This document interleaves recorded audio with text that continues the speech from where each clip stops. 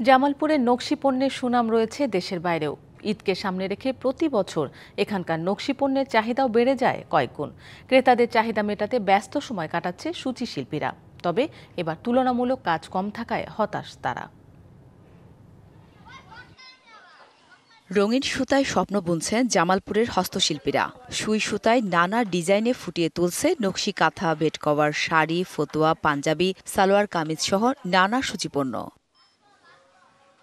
ঈদকে সামনে রেখে নকশি পণ্যের বিপুল চাহিদা মেটাতে দিন রাত ব্যস্ততা।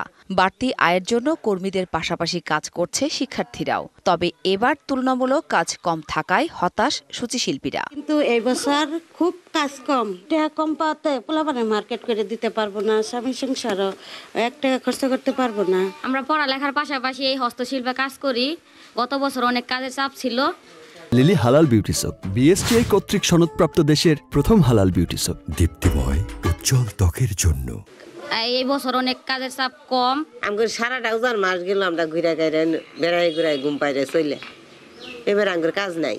এখানকার উন্নত মানের নকশি সূচিপণ্য ইতিমধ্যে ঢাকাসহ দেশের সব বড় শহরের বাজারে স্থান পেয়েছে। প্রসার ঘটেছে বিদেশেও। উদ্যোক্তারা বলছেন, সুতা ও কাপড়ের দাম বৃদ্ধিতে বেড়েছে উৎপাদন খরচ। ডিজাইনও নতুনত্ব আসছে। কাশ্মীরি ভয়েলের মধ্যে বিভিন্ন টাইপের ভয়েলের মধ্যে কাজ করা হয়েছে, প্রাইডের মধ্যে করা হয়েছে। প্রথম দিকে মনে হচ্ছে ক্রেতা সাধারণ একটু কম। আমরা আশা করছি যে রমজান যত বাড়বে ক্রেতা সাধারণ তত বাড়বে। ঈদকে সামনে রেখে নিত্য নতুন ডিজাইনের নকশি পণ্য তৈরি হচ্ছে। তবে বাজার অনুযায়ী বিক্রি নেই বলে জানালেন ব্যবসায়ী নেতা। বর্তমানে বাজার অনুযায়ী বেচা কিনা কম। পরে যদি সেল ভালো হয় তাহলে হয়তো আশা করি কর্মচারীদের স্যালারি, বোনাস খরচগুলি উঠাইতে পারি কিনা। জামালপুরে 50,000-এর বেশি নারী কর্মী সূচিশিল্পের সাথে জড়িত।